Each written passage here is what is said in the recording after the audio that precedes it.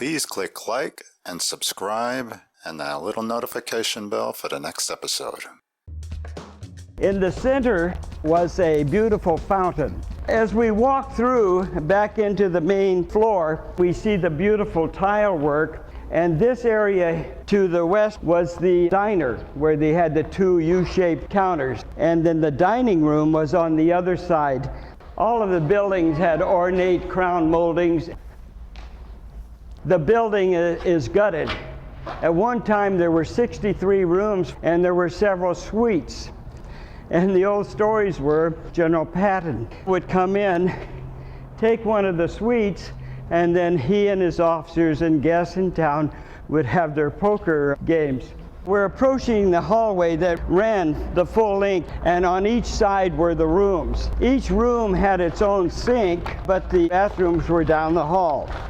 The thickness on the outside wall is over a foot, and it's all poured concrete with much of the work done by the Fort Mojave tribe. You can see even the ceiling is poured concrete. Now we're on the south side of the building. This park is called the Santa Fe Park, and all of these huge palm trees date back to the early 1900s. The closing of the Harvey house was in 1949, September 5th. In 1949, I put my application in. Mr. Marks, the manager, called and asked me if I would like to work as a chambermaid. Working for Fred Harvey, the women were treated like ladies and the men acted like gentlemen. This is the button that I wore. We went by numbers, we did not go by names. This is what the keys were attached to, and this is a butter dish with the blue chain pattern. I have here a list of the rules that the employees were requested to follow. This was written in 1912. This is an example of the napkins that we used. I have here a sugar bowl that was used here. Mustard came in little dishes like this with a little spoon. And here is a cup and saucer like what was used here at the El Garza's. This was a little Demitasse cup. I don't have the saucer, but I've got the cup. Well, Dora, I want to thank you very much for sharing that history with us and the rest of the world. I've enjoyed it very, very much. Continuing west on Old Route 66, we passed the Sage Motel and crossed Route 40. The old road is called Needles Highway. Okay, we're in Needles, California, and we're with Miss Susan, as they call her around here, and this is the Wagon Wheel. This is an establishment that she runs. A little bit about the Wagon Wheel history.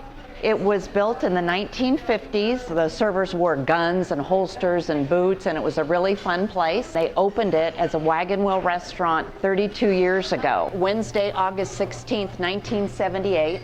This is when the Wagon Wheel caught on fire. It caught on fire and burned down. It's been the Wagon Wheel for 32 years, and we purchased it 6 years ago. We carry Spike, and that's because Spike is from Needles, and if you're not familiar with Spike, he is Snoopy's oldest brother. Oh, nice. All right. Anything else? No, thank you very much. Our chicken fried steak is hand cut, then we tenderize it, bread it, and then it's cooked on the grill. Peppers and onions, a very local favorite. Just cut it, you can eat it with a fork. All right, let's try that. This is new ground for me. And then this is the potatoes with the onions and the peppers. Served piping hot, and it's delicious. Just like I expected from Wagon Wheel. Now this is a little something us Easterners aren't too used to, is they put gravy on there in their muffins. So you get this gravy and you dump it over this like this.